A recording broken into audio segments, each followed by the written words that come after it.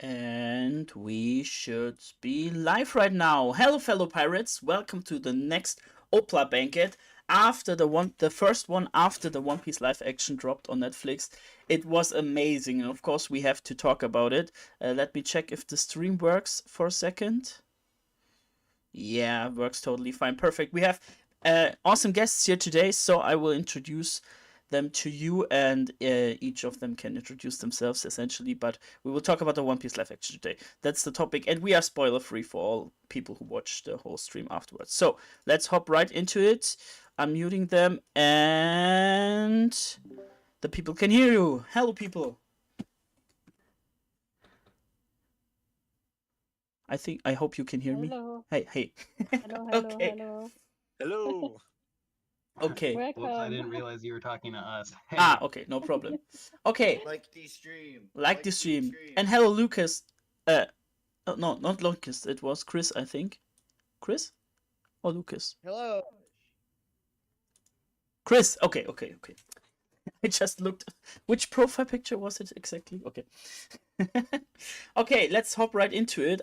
I think ladies first. Closet Anime Girl, you can introduce yourself if you want to.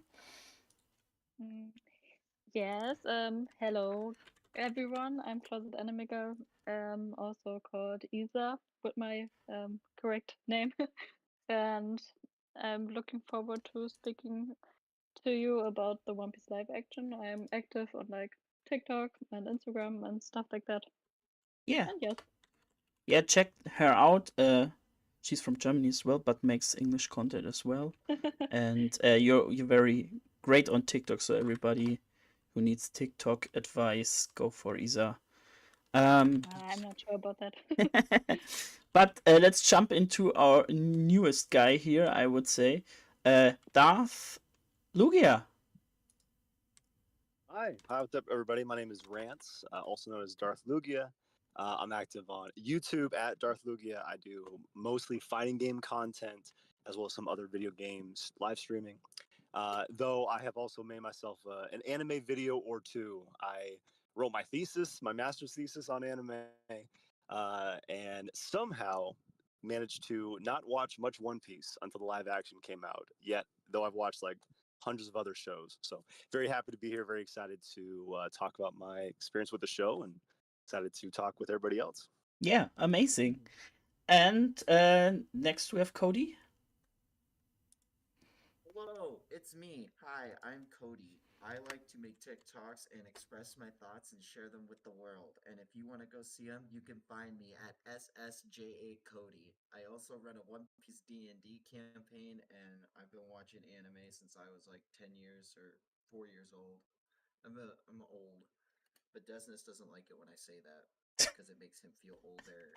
So he can go to the next guest now. Chris, lovely that you are here as well.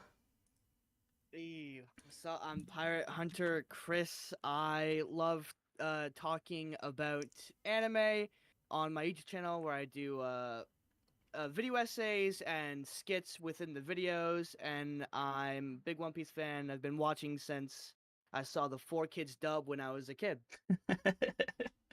Nice. Okay. Yeah.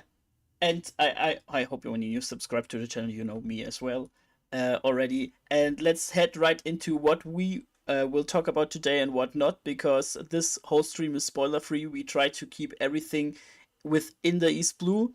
Everything that's not East Blue related that could be a spoiler. We avoid the big three spoilers that will that are ahead of the story from the East Blue. But other than that, character names, character designs are minor spoilers, and without context doesn't give off too much, I think, except specific names that you all know. And yeah, so we only talk about minor spoilers, try to avoid spoilers as best as we can, and we made something called a Pirate Codex for it. You can read through it to reassure that we all keep this spoiler-free environment, even for the One Piece live action viewers. I think I got the wrong code. It's just Codex, I guess. So the link in the description, just rules for everybody to reassure that we keep this spoiler-free for everyone. So, yeah, amazing to to have you here. It was a wild ride. We are on the other side right now. Yeah, I want to get through all of you quickly. First thoughts after you watch and your feelings, overwhelmed or not. Start with Lugia, I guess. Yeah, I was incredibly impressed. I have seen a number of live action anime adaptations, and granted, having not seen the source material beforehand, outside of a couple of episodes, again, when I was also watching the 4Kids dub as a kid, I was actually very, very impressed. And so, yeah, all in all, it was a fun ride. It was enjoyable. And I guess I'll save some of my other thoughts till later. But all in all, I thought it was an incredibly fun season. Oh, did I skip Ricky earlier? Well, the Yes, introduction you did, wrong? but it's all good. Oh no! Why didn't you said anything? Okay, sorry. Okay, Ricky, go for I it. like Sorry. when you do your little pirate codex thing. It's very honorable. Ricky, go for it, and then we keep on. Yeah, I'm an anime dad that started YouTubing when I decided to start showing off the merch I collected and just wanted to talk with like-minded individuals about anime and manga. Awesome. Check the link out in the script in the chat, and yeah, your first thoughts after the series. To be honest, I originally had a lot of negative stuff to say about it, but as a whole I really liked it. My favorite episode has to be a tie between the second episode of Sierra Village and the last episode, or maybe the episode before that, whichever one the actual Arlong fight is in. I think the Arlong fight is in the last two episodes, I guess. Or do you Yeah, mean whichever one like the very final hit is dealt, that one blew me away. And okay. not to take away from the other episodes, I think they were all very good. I didn't expect the Garp B plot to be as relevant and entertaining as it was. A lot of people hated on Garp, and I kind of like loved every second he was on screen. Yeah, totally agree. So GB has joined. Welcome. Hey, You want thank a you. quick introduction? Yeah, I'm really sorry for being late. Totally But okay. hey everybody, I am Doc and I make manga and webtoon and I also work for a French One Piece YouTuber. I make his thumbnails. And yeah, I'm really glad to be here and to finally be able to talk about the actual release. Really, really excited about tonight. Yeah, thank you for being here. Sorry that I threw you right into the match. Do you want to say us our first impressions after the One Piece live action? Okay, so the first impressions. Yeah, just the first thoughts or what your overall feeling was. Oh, okay. So I think after watching it the first time, I binged everything in a day. Like I think many of us here might have done as well. I really, really loved it. Right off the bat, I give it like a 9, like 8 or 9 out of 10, I think. But it was an almost like overwhelming experience because it's the story and characters that we know, right? But discovering them in under this completely new light uh felt we were discovering things as not as much as not people who were not familiar with One Piece before, but it was still a new experience for us.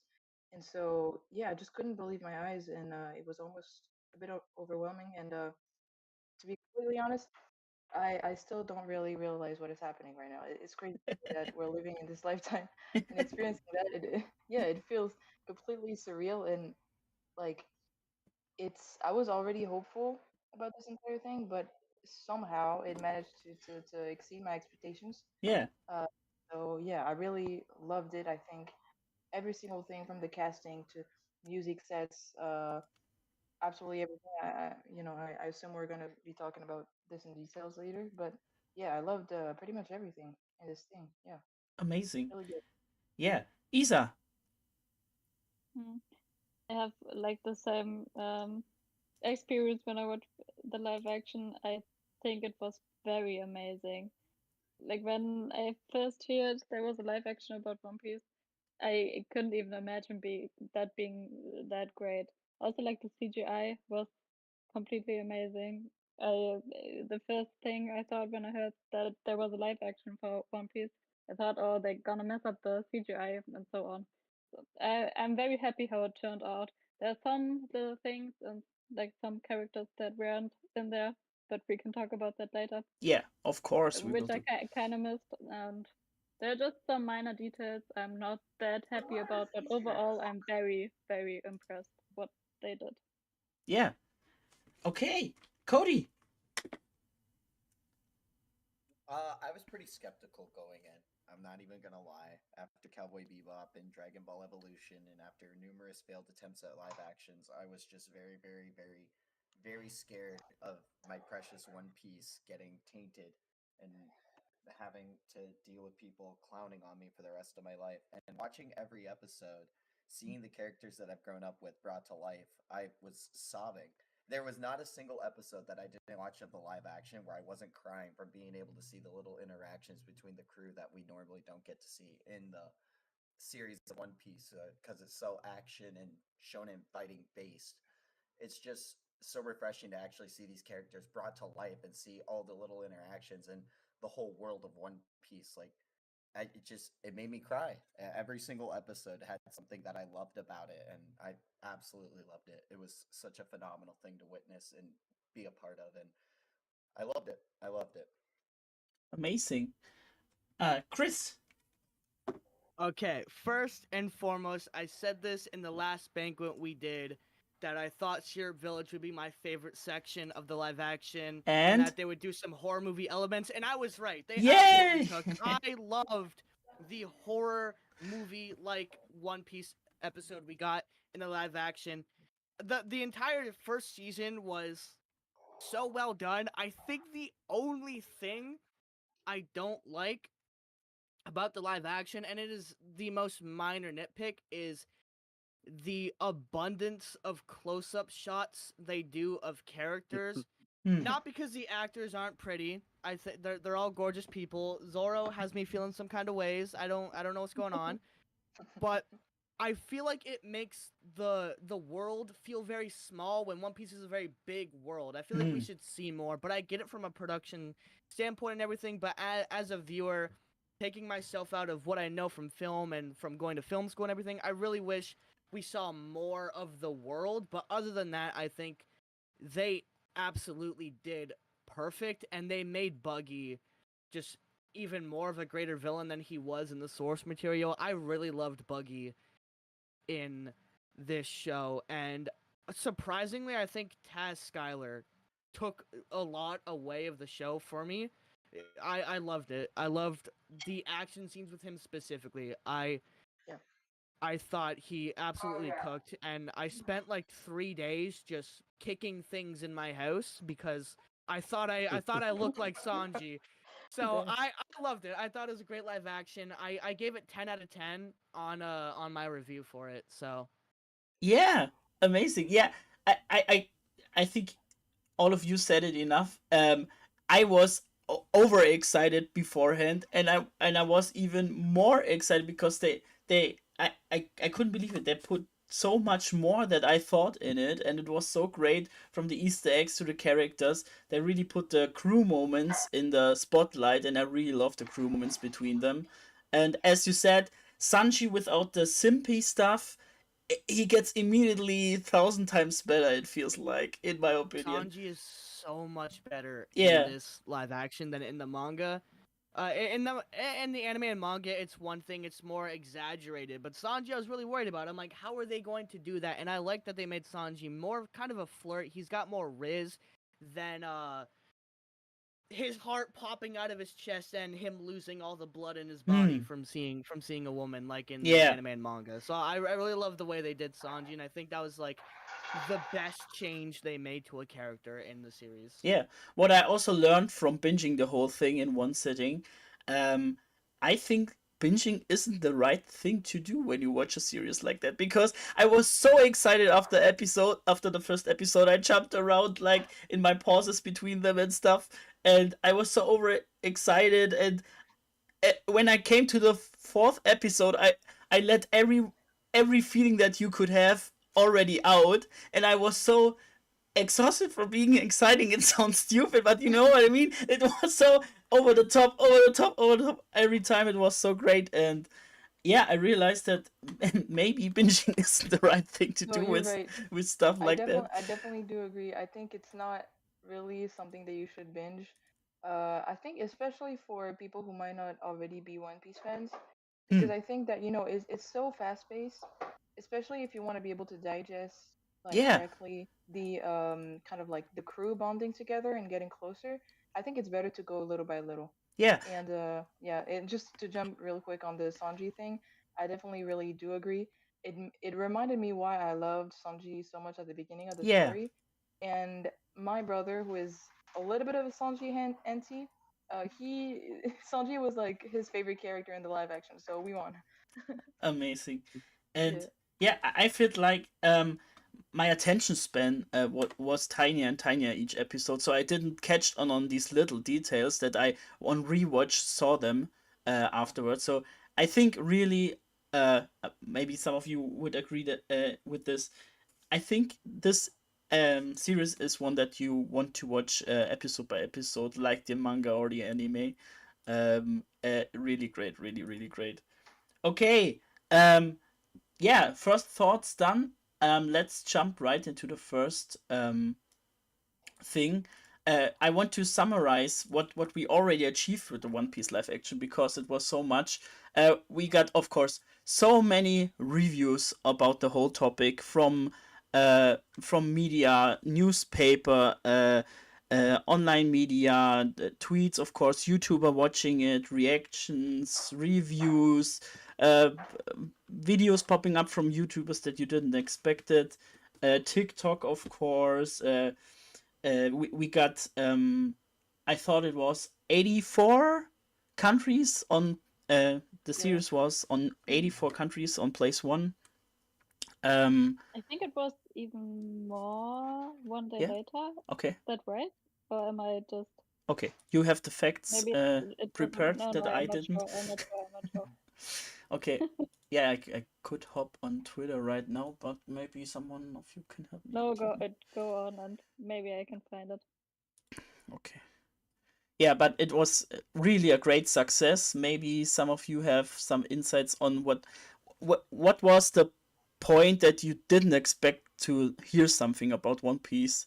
Maybe let's go through this. So for me, for example, was I didn't expect because he previously said that this is doomed and this won't work. But Gold, one big streamers, saw it with his dad. First, his dad saw it. Now he saw it with his dad, and he's a fan now essentially Yeah. via the live action. I never expected that because he said it was doomed. So yeah, what was the place you didn't expected it, Isa, for example? Like in the whole world, how it was received. You mean? Yeah. That's a very hard question because kind of I only like received like the answers from like people who they've already watched One Piece. But Hmm. I kind of liked it that um so many people like really loved the series. I only know like a couple of my friends who were like so and so on it, and that are very much hardcore One Piece fans, and they are like nitpicking every detail. Yeah. So like in overall, everyone loves it, and that's what Yeah. I Maybe. love it. So yeah, I can agree with Yeah. that. Maybe let's brighten the question and add your relatives to that and family and friends. Did anybody of your family and friends saw it, Isa? Mm, I started actually when I was abroad, and I was with my sister and my mom, Hmm. and I had them watch like the first episode, so they have no like contact into like anime and stuff. But I think they were kind of interested in watching it, and my sister even asked, "Yeah, should I watch it after like the trip on Netflix and so on?" So maybe it was cool for Cool. her. So that was like my contact with family. that watched it. Lugia, do you watched it alone or with? I think your girlfriend. You said. Yeah, I watched it with my wife, who I've seen maybe 6 episodes of One Piece, and she's seen 0. And so I had seen Zoro do a couple fights. I'd seen Mihawk, early, right? That happens during the One Piece live action. And so I had seen just a couple of episodes when I was younger, and she had seen nothing.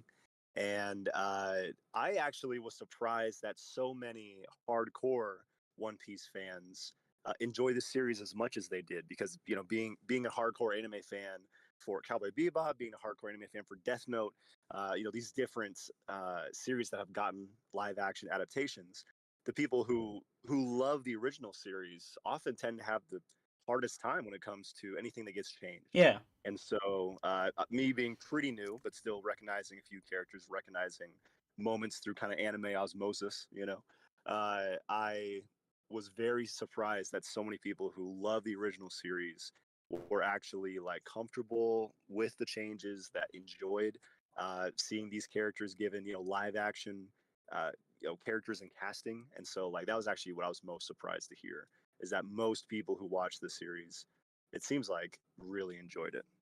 Yeah, totally agree. Ricky. One of the things I really wasn't expecting was major YouTubers to start liking it. Yes. Like you brought up Asmongold and Charlie White, Moist Critical. He actually watched all of it mostly, and he said he really liked it too. And that guy is like the biggest doom gloomer ever, Yeah. I would say what I ended up really liking the most would be, obviously the merch that they already had prepared upon the launch of it, like the Garp coin bank, his Den Mushi and stuff like that. I really ended up liking that. Personally, I think it's way too expensive for factually how ugly it is, but it is a great piece of merch. Yeah, there's much One Piece live action merch right now, especially in Japan, but we did get nearly nothing compared to that. So hopefully it all gets to the US and Europe as well. Like the Den Mushi you said, and I saw plenty of t-shirts that were very pretty. I want them, and posters, wanted posters, and yeah, like even Garb's head and something as a beanie, stuff like that. Really awesome. Yeah, I really want that Garp beanie. Oh, also, I always I always wish for, okay, maybe next birthday or something like that. I wish for someone to go to a, oh God, what's the word in English? Oh God, was ist Schreiner auf Englisch, Isa? Someone who works with wood in English. I didn't even understand the German word. Can you? Schreiner, sorry. A carpenter? Yeah. Like, oh my God, I'm so stupid, like Frankie and stuff. But, I always wanted to get someone to make me a mug, like in One Piece, to drink out of these wooden mugs. Like they have in the story. It's really amazing, and I now never found one that looks like in the anime. You know what I mean? And on the OPLA release event in Italy, I think, they had these mugs. Where can I buy these? Yeah, really amazing. So I can help you find some. Yeah, really? That would be awesome. Cody. Yeah, absolutely. One thing. Yeah. 84 countries. Yeah, that was correct. I'm sorry, you were right. Okay, no problem. Cody, what was the thing you didn't expect it from the reviews and praise? Actually, I'm a big H3 fan, and I remember when Ethan and Gila went on the podcast and they first watched the first episode. And Ethan has actually gone through most of the One Piece anime. I think he said he was at Whole Cake, and he said he really liked the first episode. And Gila is a big hater, known hater, and she was like, "I hate it. I don't like it." Well, this last Friday they did their live show, and Ethan and Gila both were like, "We're issuing an apology. We're halfway through it. We both really like it." And Gila saying she liked it was like the whoa, that's crazy to me. Cool. And H3 podcast is the fifth biggest podcast in the world. So to have One Piece live action get the "It's Good" from them on their live show right there was, I was like, whoa, that's insane. Like, it's really cool. So Yeah. that was my biggest shock. Yeah, I think it's like in the video game company stuff. If you just want good reviews for your game, make a fucking good video game. You know what I mean? It's just the same. Yeah, really. Dude, see, you're speaking the truth right now. Yeah.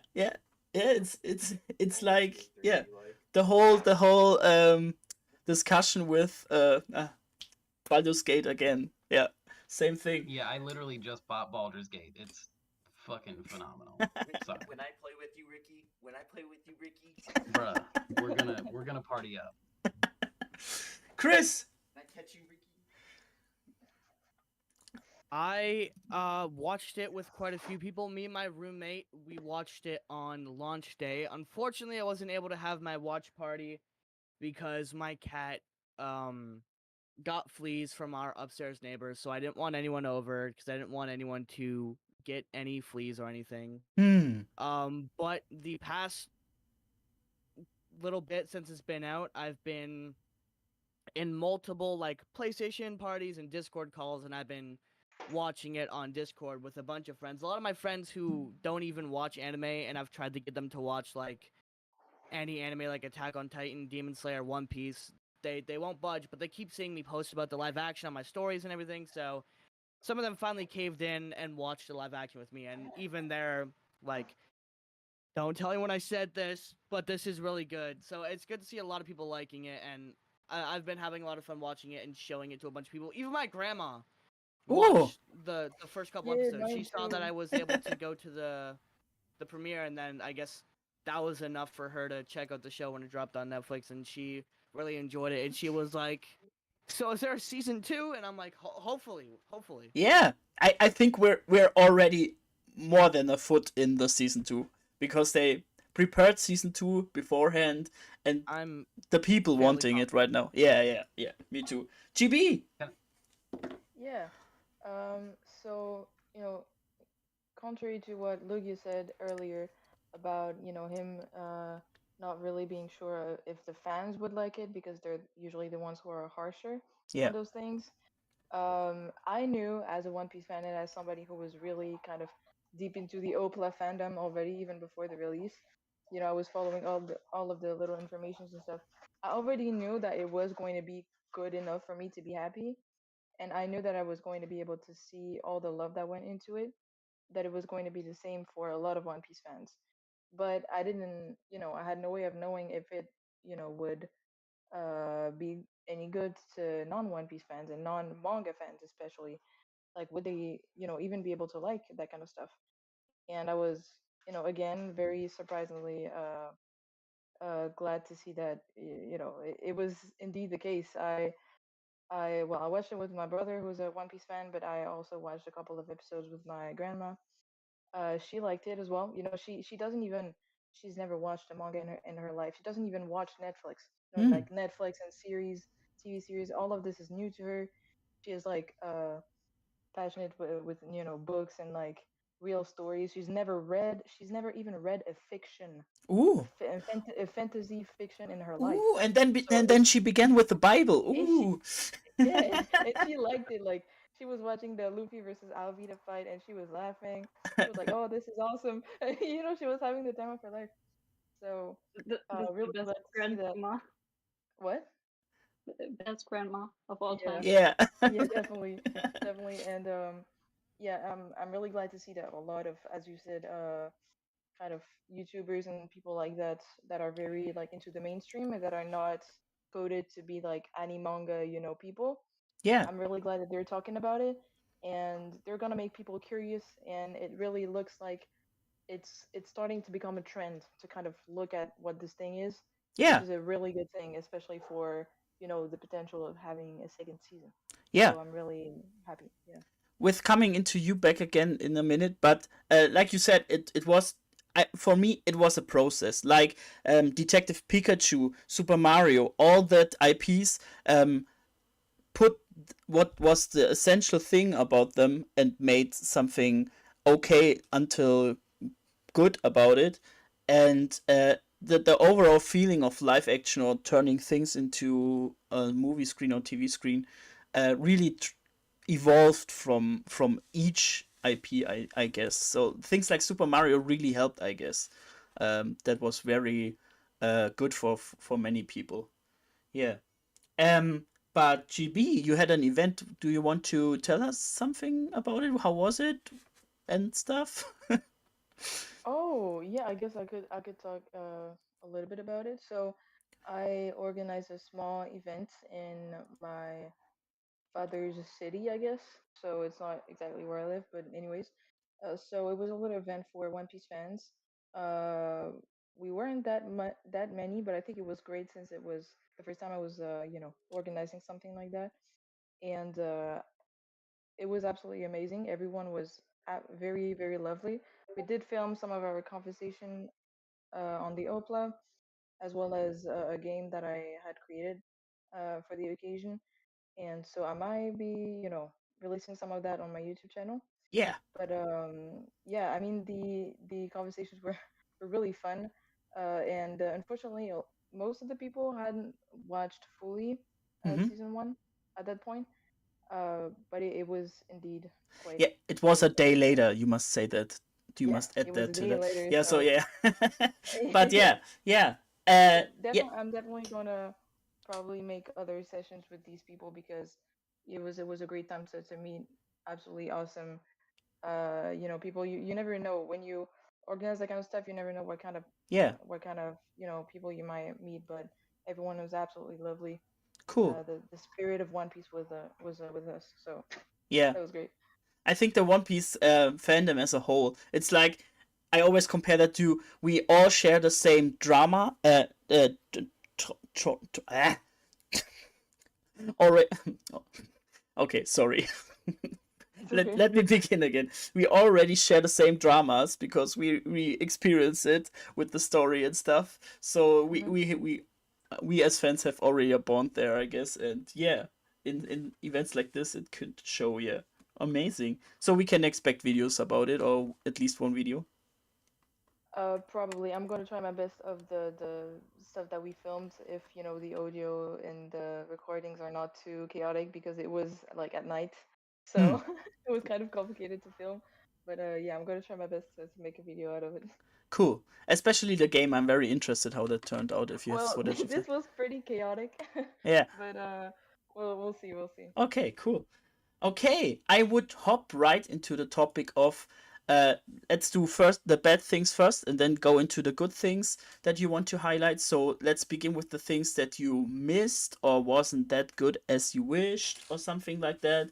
Beginning with Chris this time. Apologies. Sorry, someone No, called no, me. no problem. Should I get onto another person first or are you Just repeat it. I'm Oh, good to go now. okay, okay, cool. Yeah. So I want to get on to the negative sides first, then we hop into the positive sides. What did you miss or did you find not as good as you expected? Okay. Again, I want to say I loved the show, and I also want to take this time to just quickly give a huge props to the cast and crew who worked Hmm. on the show and made the show possible, and the strikes and all of that. I just wanted to quickly shout that out to acknowledge that the strikes are going on and everything, and that Yeah, I totally. support the union and everything. I'm bad with words, but yeah, and huge props to the crew, especially who made the show. I don't think film crews ever get enough recognition, because they did a lot from like the makeup and everything. But in terms of the things I didn't like with the show, again, I think the close-ups were one of the things, and I feel like since One Piece again is a show with such a big world and so much to show, and there's so much there. One of the things I didn't like was that we were inside a lot. We were in Hmm. buildings.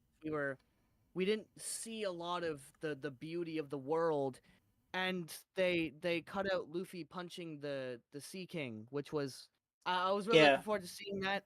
But I really wish they showed more of the world and more of the fights were outside. Again, I get it from a production standpoint and a money standpoint, but as a fan and as a viewer, putting like film and my understanding of all that aside, I really wish we got to see a lot more of the world of One Piece, because that's one of Yeah. the things that I think makes One Piece so amazing, is that it's got this beautiful world that's always been shown. Like, I think the Buggy episode in particular is the one of my favorite episodes, but also one of the most missed opportunity episodes for me, because we got to see some of the town when Nami went out there and saw it destroyed, and in the anime we see a lot more of the town. There's a lot more fights in the town, and I just wish that we got to see a lot of the world more, rather than everything seeming a lot smaller than it does in the anime and manga, when One Piece is such a bigger world. And they definitely could have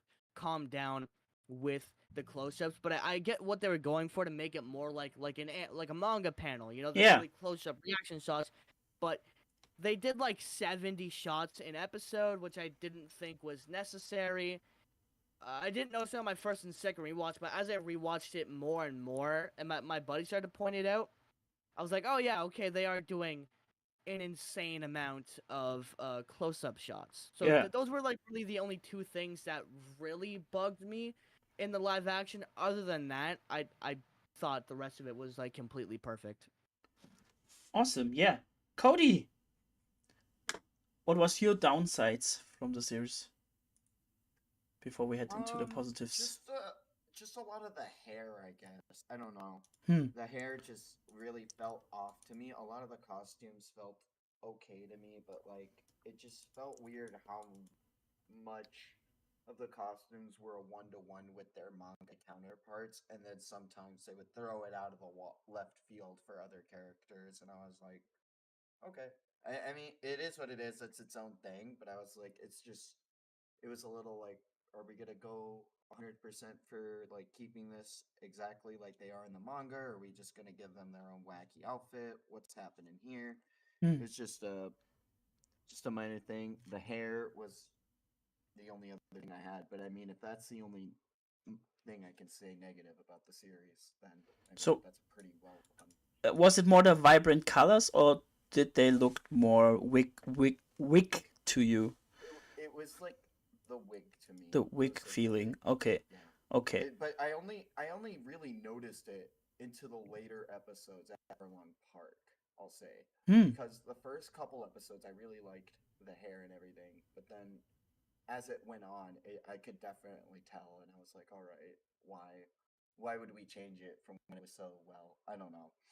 Yeah, I think like with the points that Chris said, they really tighten some things, because they even cut out Loketown from the story because of it. They cut down the episodes, they cut down the story and stuff. I think that was all a budget decision or something like that, to focus on specific things and not others. And we could improve from there. That many people said the same as Chris and Cody, and yeah, they can take it as an advantage to make it better next time. Yes, for sure. Ricky. 2 seconds. You can skip me for now if you want. Yes, GB. When I catch you. Yeah, I heard you. I heard the win against you. Anyways, so stuff that I didn't like. Well, when it comes to the appearance of stuff like the wig and all of this, I can go past it pretty easily to me because, well, with the close-ups, it's definitely about the budget to me. It was not just for the manga feel. I think it's just that they built so many sets and they needed to film in it. They couldn't really build like or make like crazier and bigger sets or kind of work places, I guess. But stuff that I didn't like as much. I think, weirdly enough, one of my biggest problem was with Zoro's flashback. Um, this might seem a bit like I don't know, but with with Queena's character, I think her character is very interesting because um, it talks about sexism. We talk about sexism in the Zoro flashback, right? In the manga and anime, we see that basically, even though she is the strongest in the dojo and that she is able to beat every adult there, we hear her dad saying that she is not going to be able to become like the head of the place Hmm. because she's a woman. And so, first of all, in the live action, they don't even say that the master is the father, the Yeah. dad. Yeah, So you're we right. don't know that, and we never show the dad talking about this or any of the adults talking about this. And so we only have the scene of Quina being like, talking about, oh, like I'm always going to be weaker than you, like at the end of the day, because I'm a woman and stuff. And so while, as a manga fan, I understand that, and a lot of women watching this show are going to understand the intention behind this. But I feel like not everybody is going to be able to read it the way it should be, if that makes sense. Hmm. Because So we're not going to be able to see where it comes from, all the stuff that she says, yeah, right? Because she's just repeating what she has been told her entire life, basically. And so I think that was a bit of a waste, uh, to be honest. And yeah, that's my biggest thing, I guess. yeah, they left out stuff like in the Nami flashbacks as well. I think Oh, Genzo! Oh to my god, get I was the so sad. to get the How did story we get? on quicker. How did Yes. we? No. Yeah. How did we get more Bogart than Genzo? I'm sick, anyways. You're right. You're right. Sick. Oh, yeah, totally. Ricky, are you there? So one of the things I didn't like would be the focus on Easter eggs, simply because this is, a project meant to get new fans Yeah. on, right? So if you're making these like, what were they in Kaya's garden, like the little animals from the Island of Rare Animals? Yeah. Like nobody is gonna care about that. And they looked great, so I'm not taking that away, but that is resources that could have gone elsewhere, Hmm. you know? Another one at the Bratier, Full Body and the guy from Romance Dawn. Again, just make it two regular dudes, because money, like real money, went into their costumes. They're very good looking costumes that were shown for 30 seconds, Yeah, I know what you mean. Yeah. but like again, they looked good and it's not bad. It's just like put the emphasis elsewhere, because new people are not gonna be like, oh, you know who my favorite character is? The pink-haired guy with the iron fist. Yeah. Yeah, and then I think I lost it. There was one more thing that I just kind of like didn't understand why they did it, but I can't remember now. So it I, must not have been that important. from watching your video, I think it was story changes in general for you as well. Oh, actually, you know what it is? I remember now. Now that you said that too. It's that I thought they cut Hachi, and I went and I Hmm. looked at the credits. Hachi is in the damn show, Oh. completely unnamed. He's the guy playing poker with Nami who gets up Oh. angrily. That's Oh. Hachi. Oh. Ah, God. Okay. Good. I Yeah, didn't know see, that. that's Okay. annoying, right? They didn't even name him. Yeah. Yeah. Yeah. Yeah. I assumed maybe when we get, even we don't know yet when we're going to this part of the story, or when, why, and so on. But they could also conclude this with things like Hachi was quitting the Arlong pirates because he wasn't in line with their belief or something like that, and we get a flashback that Hachi was there during Nami's flashbacks or something like that. I don't know, something like that. But yeah, it's a really good addition if he's really there, but sadly not named. Yeah, yeah. Yeah, it says Hachi/Angry Fishman. Okay. Oh, Yeah, like what Okay. a downgrade. Okay, Lugi, I think you're thinking about what are they talking about even. But yeah, they cut down characters that become more relevant later, but also they added characters that only get revealed later. So plus and minus here, but what do you thought of? What's the worst in quotes thing that you could pinpoint to in the live action? Yeah, so also, going to film school, I just got my master's in like media studies and film studies. Hmm. I agree that some of the cinematography, some of the camera shots, were just a little bit awkward at times. Again, the actors are gorgeous, all of them, and I thought the acting was quite good, especially for the adult actors. Some of the child acting is always tough. It's always tough to get good child actors. However, so yeah, some of the cinematography was just a slightly, just a touch more awkward than I would have liked. But outside of that, with how committed they were to the production design, because I'm sure we're going to talk about pauses very soon, the costumes, mostly look so good, and they kind of commit to the cartoony nature, the anime nature. I was kind of missing Sanji's eyebrows a little bit. I would have liked a little reference, like the swirl somewhere. I know it might have looked a little bit too awkward, and he's a great looking dude, so maybe that would have taken away from it. Yeah. That was just one small thing that design wise I was kind of missing. And then story wise, again, I've only watched a few episodes, but one of the episodes I saw, and this is during the course of live action, so hopefully this is okay for me talking, for quote unquote spoilers. But Nami, an interaction between Nami and Usopp when Nami is pretending to be with with Arlong's crew, and you assume that she has, stabbed Usopp, and then you find out later that she stabbed her own hand. Is that correct? Is that how it works out in Yeah. the anime? Yeah. That's amazing. That is an incredible commitment to both her friends as well as to keep her act up.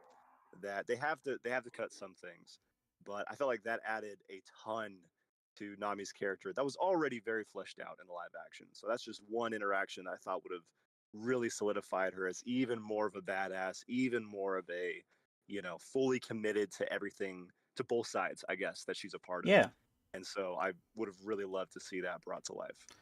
What I really loved about what you brought up was you can really watch the OPLA first or the anime first and still have additional things in the OPLA or otherwise, and can watch the other afterwards and have still new things to it that adds up to the characters but doesn't feel like a completely different character. You know what I mean? I'm waiting for those videos where I used to watch them with the Walking Dead or Attack on Titan, where it's like the comic versus the TV show. I'm really hoping someone makes a series of videos where it goes over like episode 1, and it'll go over like each manga chapter that was covered and like every single change that was in there, because even if I know the changes, I really like just seeing it condensed into a video and being like, oh, maybe I forgot about that. So I'm hoping someone out there, and if someone's watching this and wants to take the idea, please do it, because I think that'd be such a cool video to watch. So since the release of the live action, only written scripts for videos right now. So the lack of videos right now is for the Easter egg videos I want to make, and I decided to make them. Okay, I don't spoil anything, but I have so much more than other people pointed out. So yeah, we will definitely do frame by frame things like that. Yeah. That's awesome. Yeah, and the Sanji thing, Darth Lugia. There is actually a way to include that later when it's more relevant, because there's some point where Sanji goes overboard essentially, and then they could add the swirly eyebrow right there, and then it would make even more sense. So it could be introduced later again, and would make totally sense for the story, I guess. Okay, cool. Isa, the downsides. So I made a whole list when you guys were talking, because I agree with a few parts you guys were saying. Like sometimes I feel like it was too fast paced. That's what I like kind of about the anime, that it takes time. Like in the beginning, where the pacing was way better than in the later show of One Piece. Like some of the fights are missing, which I was kind of sad about. Like at the Barati. That only Zoro was fighting, and after that, Zoro didn't fight even against Hachi because Hachi wasn't even there. Yeah. So that was very sad, and also I very missed Django. Yeah. Like my boy Michael Jackson wasn't even there, and that was very sad for me. I was very looking forward to seeing him actually, because that was like one of my favorite characters in the whole Zero Village arc. It was also like the coolest character in like the crew of Captain Kuro. So yeah. And one thing I want to add about like the Zoro's backstory. that they didn't mention how she died, because it would have been very funny if they mentioned that she, she would have fallen down the stairs, or either saying maybe she was taking her own life. That was where a lot of people also saying what that means, like falling down the stairs. It means like she Suicide stuff. taking her own Yeah. life. Yeah. I guess they left out specific parts to get your mind working for the parts that they left out. You know what I mean? Like the. Yeah, but like I feel like you have to watch. I can't even fathom not watching One Piece and watching the live action, so I don't know what it's like. So I don't know if you. Yeah, maybe Lugia can explain it, or he's already gone. I think he's gone for like 10 minutes. Okay. So yeah. Really quick to add what Issa said about Django being missing specifically. What's infuriating about that is they gave him a nice bounty poster with an actor to it and everything. Yeah. So it makes you wonder if he's gonna come back for like a Curl Part 2 that they're gonna do that that's not in the manga or anime, or I think like why make a bounty? I think they had him in the Maybe story because, like, and yeah. Sorry. Maybe legal reasons they couldn't make him, because he was literally like Michael Jackson, making the moves of Michael Jackson. Maybe that's why they couldn't do it. That's just my guess. Well, I have my own theory about it. Okay. Well, I think it was more of an artistic choice, because since all of the fighting in Sarah Village went in during Inside Dimension, they really went in for this aesthetic of like the cats and stuff, right? So he already doesn't fit in this aesthetic. So I think like it would have been really weird to have him there, like. Yeah, that's true. And it's the That is same a for good like, point. yeah, that's what I thought. But it's kind of like fan service. They still gave us like a little wanted poster. Everybody loved Django, right? But it's and also Yeah. for the for the Hachi fight with Zoro, I think they took out entirely this fight and Hachi's character, but at least they put even more emphasis on the Zoro and Mihawk fight, in my opinion, especially like the time that Zoro has to take to recover, and the entire thing with him not waking up and everybody being like worried and stuff. I think they put Yeah, that even was more emphasis amazing. onto Yeah. that. Yeah, so that you understand why he is weakened. And I think by this point he would have been too weakened to be able to like fight Hachi. And so I think it was a great replacement of sorts. This entire thing, yeah. Yeah, but like they added to the story a lot of the times.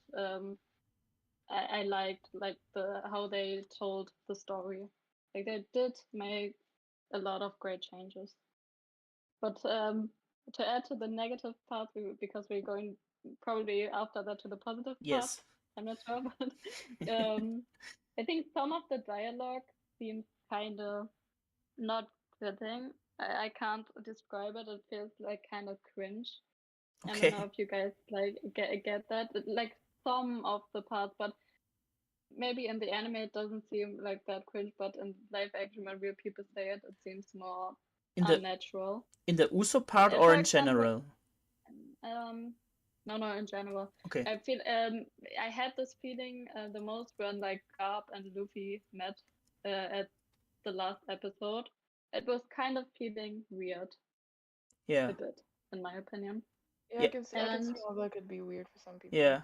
Yeah, because we didn't expect anything about that, so we were completely left blank in that at that point. So we were very aware of what is happening now. Yeah, totally. And I hoped that I wish that Garp was a bit more goofy, which he was not that much, but like that's okay. They made like cool changes with Garp, but also I wish he was more goofy. Yeah. That was one thing I missed. I think Garp had the job of showing off that Luffy is still not on the point that he can beat everyone he wants, and there are many more powerful people than Luffy in the world, and to set him on foot Yeah, again, but like essentially. it feels now that Garb is very weak, in my Really? opinion. Yeah, but Bray, is he chilling in the east? Yeah, but he was. Bray, is he taking so much? Yeah, of course it's his grandson, but like I Garb is think, very, very strong. yeah, I think with Garp, we definitely do see a little bit of development throughout this first season. We see how, kind of his views on Luffy being a pirate evolves, and by the end, he's like, kind of decides to let him do his thing. And so I think that we're gonna, continue on seeing development on his side, if the show Yeah, continues, probably. and so we might see a bit more of his goofy side, because it's true that here he was pretty stressed out of the, by the fact that he had to like chase after his grandson, who like became the one thing he really didn't want him to. So I guess I understand why they made him a bit more serious, and I feel like they nailed his character in a way, because I really like the kind of old military dad vibe he has going on.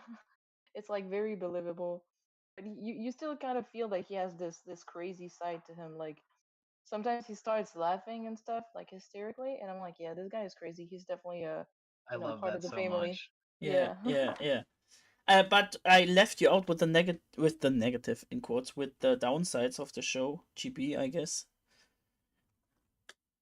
Or did you? Sorry. Or did you set your downsides already? I think I talked about the Queen of Zoro flashback. Ah, okay, yeah, yeah, of course, Yeah. sure. Okay, then let's hop right to the upbeat moments of the One Piece live action. Yeah, Cody, my hype man. What's up? What were the highlights of the show for you, and things that they added that you really liked? Character interactions. Hmm. I definitely liked seeing like how true to character all of the actors stayed. It really felt like seeing Usopp interacting with Nami, or talking, or having the grandiose lies that he has. Sanji being able to cook, or interacting with all the women and trying to be a flirt with every single person that he can talk to. It's just I really liked how many different character interactions we had in this live action. It was really like just seeing everything brought to life. Hmm.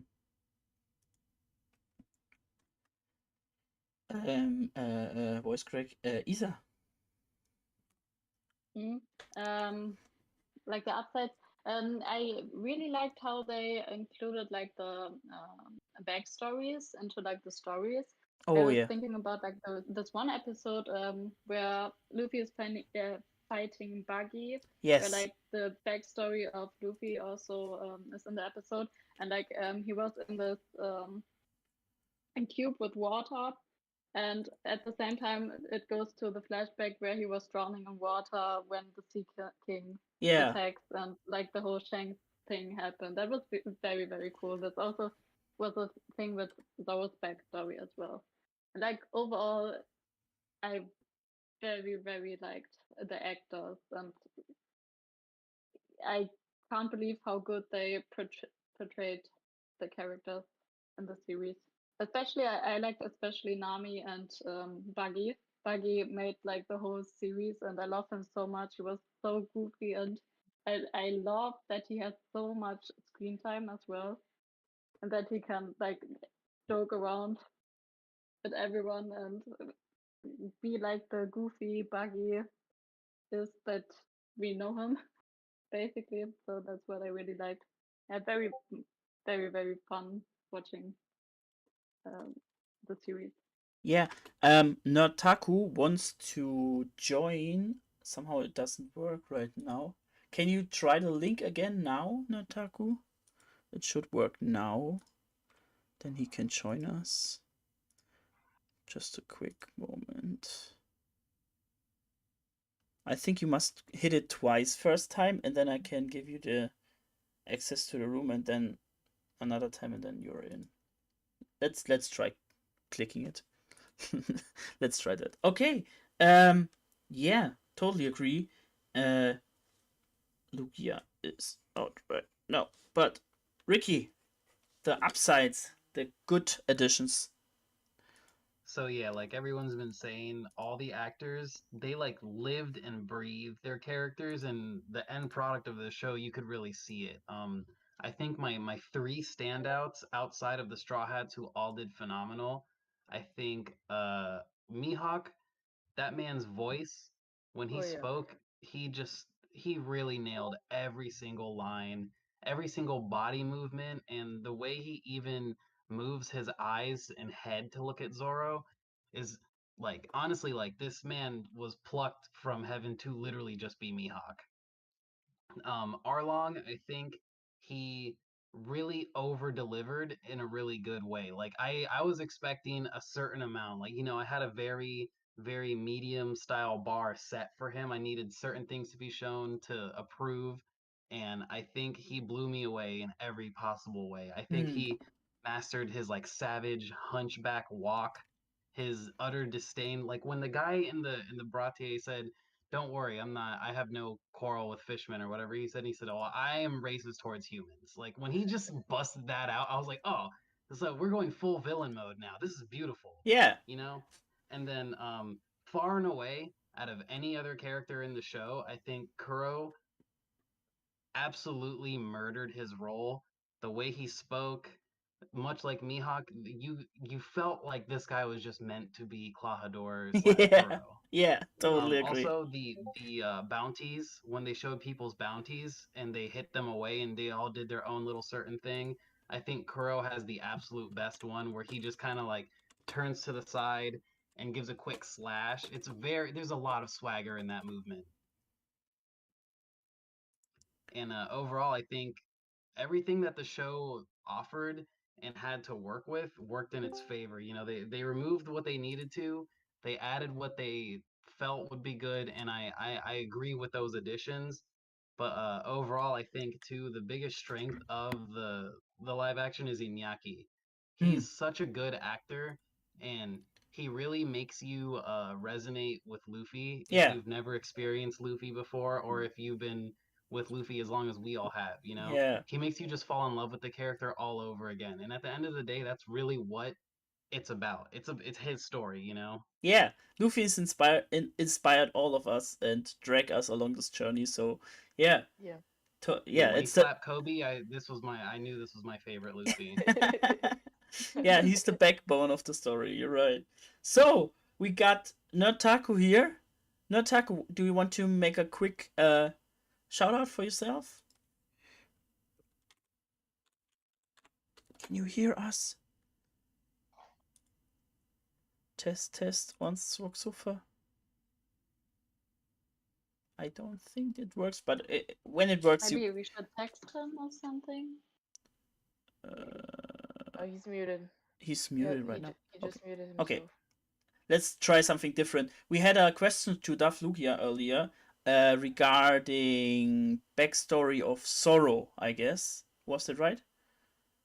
Isa, I think, was that? What Yes, again? I Sorry. Yeah, can you ask the question again for Lugia with the Sorrow backstory? I think it was how it was delivered with... Yeah, how what do you feel about like Zoro's backstory and about Krina's part, how she died? Did you feel it was like weird or like out of place to you? Yeah, Because it didn't. She was just like that. They just said, yeah, she's not with us anymore. Yeah, it did feel like I was missing something, or if there would even be a reveal later that she was actually alive, because he said like we lost her, and my wife was like, "Does that as in she left, or as in she died?" Like that I don't know, and so that it just felt a little bit incomplete, which is unfortunate because it's really cool that he's carrying the sword of his like fallen friend, but not seeing exactly how that kind of came to be was a little bit Can you awkward. hear me now? Yes, we can hear you. Let's go on with the question and then we keep we go into you, okay? Yeah. Sorry, Isa. No, okay, that's a cool answer. I can't hear you guys for some reason. If you can hear me, we can hear you. Yeah, let's write him. And the stream should hear you too. Test. Once Zwok Sofa, hallo. Test. Discord is a restart simulator, so try that.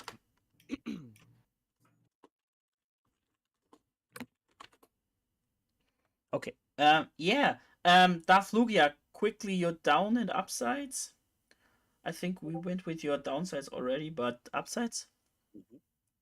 Yeah, so being an anime, I don't know, aficionado or whatever, a big anime fan, the fact that they committed to making the show just a cartoon was awesome. That it was, they were not trying to make things quote unquote really grounded. They were like, no, this is an anime world. People are super strong. You don't need a ton of explanation for some of that, and we are just going to kind of live in this really fun and interesting space, because that's what makes anime so good. I feel like is the world building. It's like the worlds that these characters kind of live in and interact with. The hair colors, I know some of them didn't look quite ideal, but a lot of them I was very happy that they had all these unique, hairstyles and colors.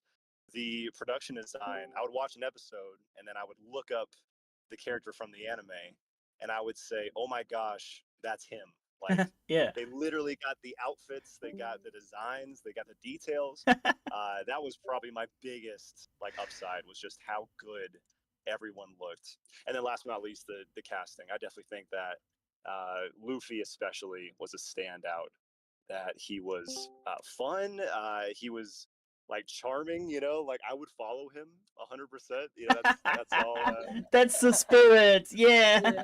He's already totally into it. Perfect. Yeah, like you mentioned, my girlfriend showed the first episode her best friend, and we watched it at my home, and I was excited because she, all the time when a new character pops up, she was like with her phone picking up the phones from Google and showing her, look, he looks exactly like the person in real life. Yeah, it was really amazing. Yeah.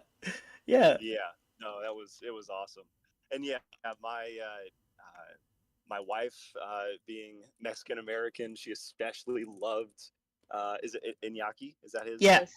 his name? Yeah, especially loved just the way he talked, the way he carried himself, the way that he was just a symbol of hope and optimism for everyone. I thought that was especially good casting through the roof. And yeah, I think it's fair to say this is by far the most successful anime adaptation pretty much ever.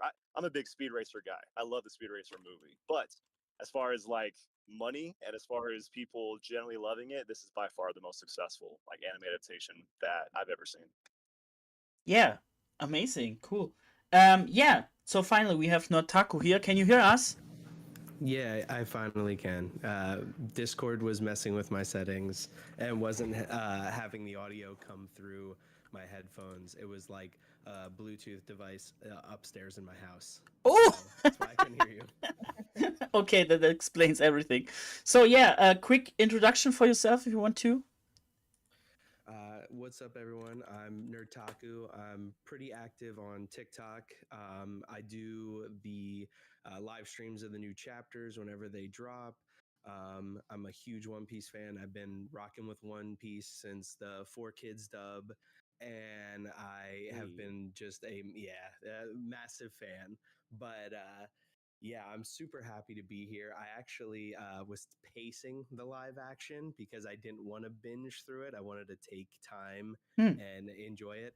And so I actually finished it probably about an hour ago. Ooh. So it's fresh in my mind. Okay, so that's the perfect question for you. First things on your mind. The overall feeling of the series now that you watched it right now. Honestly, I loved it. I really did. I think that it does enough stuff different to stand on its own, but I also think that it stays true in the ways that matter the most to the original series. Now, granted, there are just like really nitpicky things that me as like a huge fan can obviously sit down and be like, okay, this wasn't that great, or this kind of was off, or something like that. But like overall, I think that I had really low expectations when it was first announced like years ago. I was like, man, they're gonna trash my favorite series. Like I don't want them to do it. You know, I saw Avatar: The Last Airbender in theaters, and I left feeling like they should have paid me to watch it. Oh, Like that must hurt. Oh so, my god. oh, it Oh. hurts so much because I'm a huge Avatar: The Last Airbender fan, like gigantic, and so that killed me. So I'm like, I'm still like traumatized from that. And then they did Cowboy Bebop, and I felt like it was subpar at best. Like it really didn't stick to much of the themes. It didn't feel like Cowboy Bebop when I watched it. Hmm. This I felt like this is One Piece. Like this is really good, but I think that it's different, obviously. And like I see a lot of criticisms about like power scaling and stuff Ah. like that. And those I guess are valid in a way, but I think that this show still hits. Yeah, Like totally. if my biggest criticism is the fact that Ben Beckman looks like he's gonna die before the end of the series, then like that's pretty good compared to the fact that like a lot of other live action adaptations don't even feel like the original. Hmm. So that's just that's how I feel about it. Yeah, you just answered one of the questions I wanted to ask you. We're in the topic of what are the most positive things and positive changes they made. Maybe to. Ooh, all of Sierra Village, I Hmm. feel like was better. Like I actually the only thing that I was missing obviously was Django and like the three kids that Usopp runs with. Yeah. Um but honestly, I think I could do without him because I think that it just hit a lot more because I kind of like the fact that it was almost like a horror film Yeah. in the Yeah. way that like Kuro was chasing them around the mansion and doing stuff that I thought was befitting of someone who is like, Kuro of 1,000 plans. Like he had all these contingencies and made sure that everything was done correctly. I also just like the fact that they killed Mary. Like that was Yes. a huge moment that I was like, it was something that I critiqued the anime on is the fact that we never see anybody get finished, in a spectacular way. But I thought that Mary going was the perfect way to do that. Yeah. Totally. Okay, I kept you waiting long enough, Chris. I guess. What are your upsides of the live action? What were the great Okay. additions? Oh, where do I start? I have such a big list.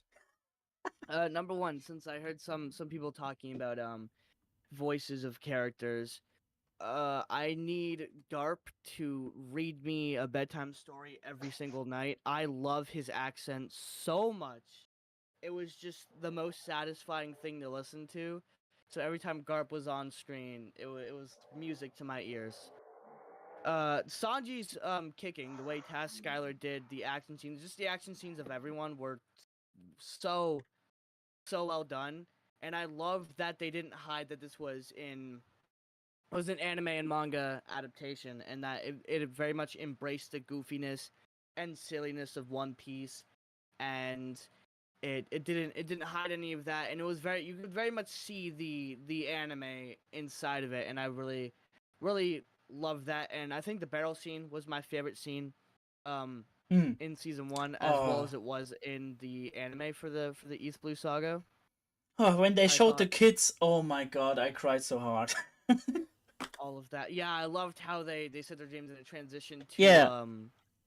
to the kids, and I think for the most part the child actors did really good. Uh, Usopp's child actor was the only one where I was like, but again, they're child actors, so you can't really blame them too much.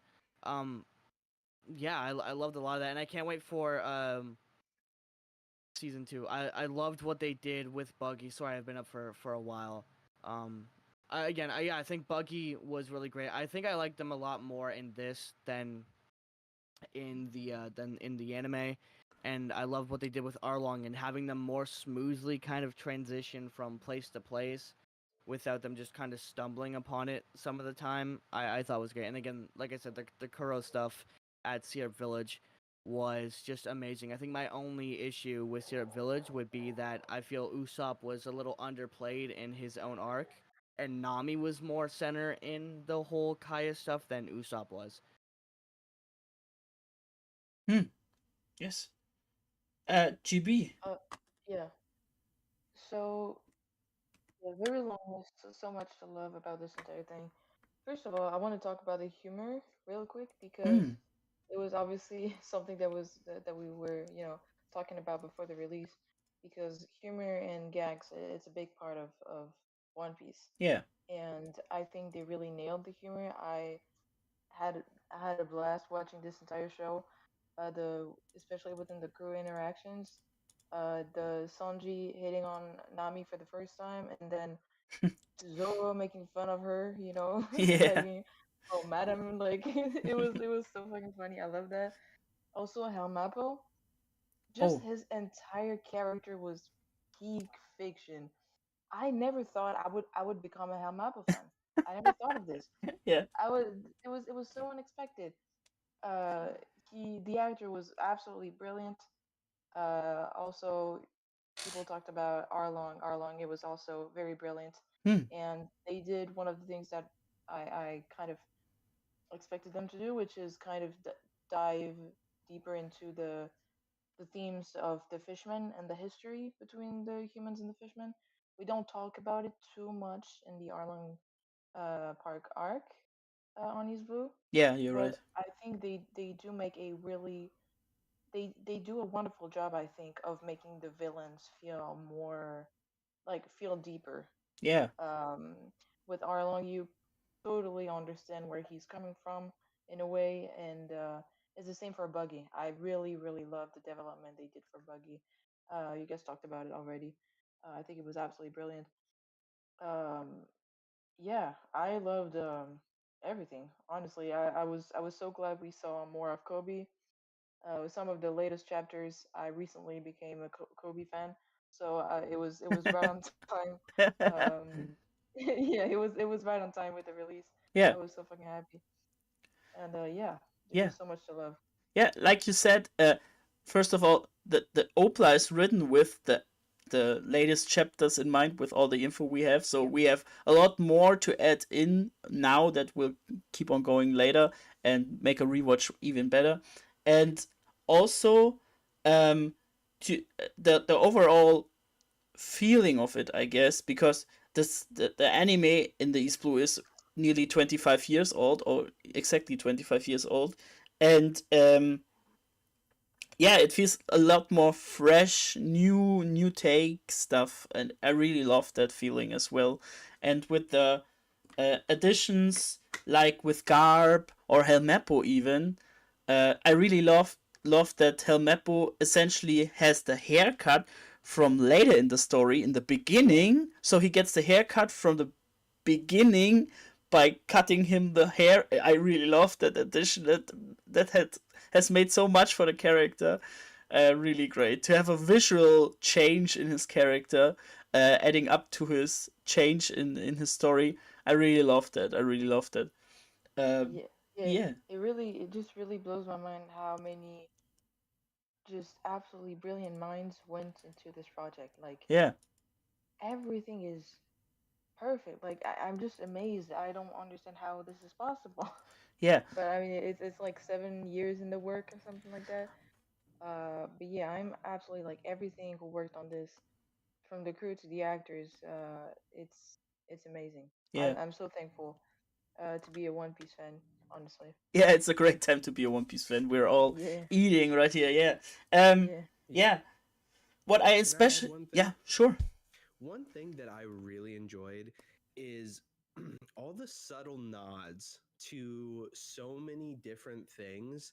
Like the Easter eggs in this show alone for fans that have like done extensive research, Yeah. or even if they just like, you know, have read the manga or whatever, like all those little moments like really mean a lot, because it means that the person who created like Matt Owens and like the way Oda was involved is just, it makes it so fulfilling for like the normal One Piece fan.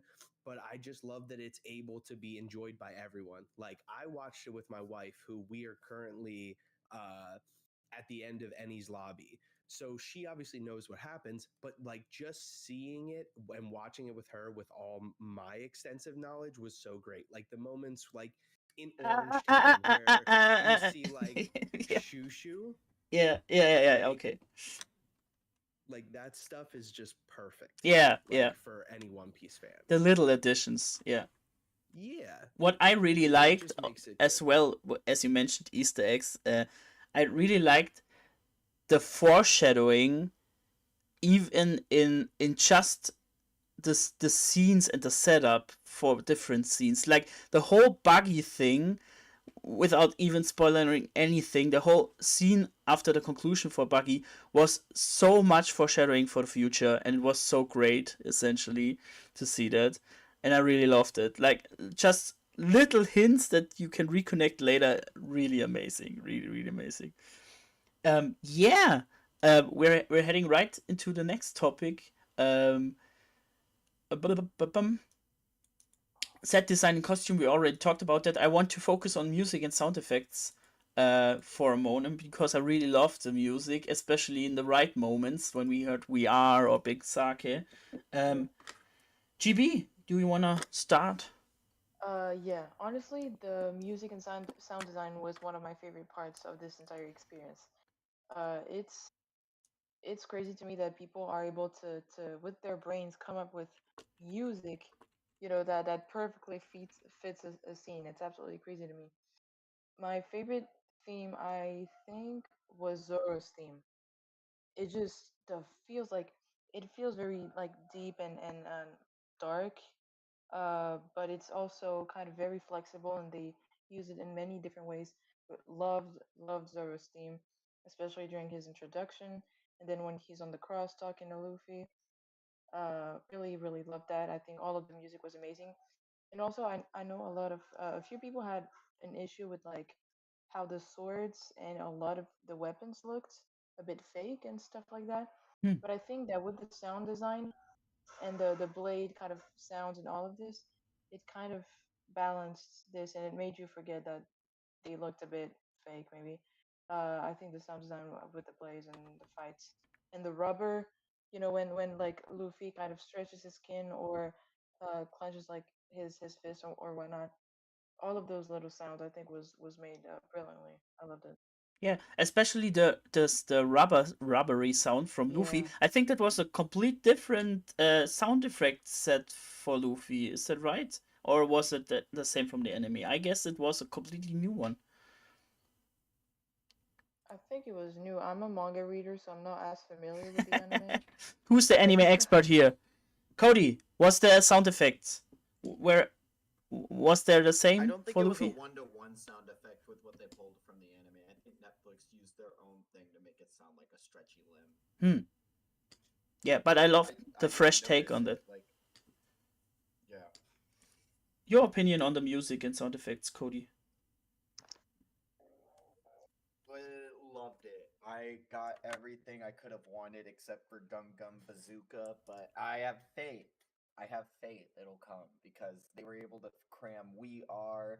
They were able to fit little Sanji motifs and Usopp's theme in places.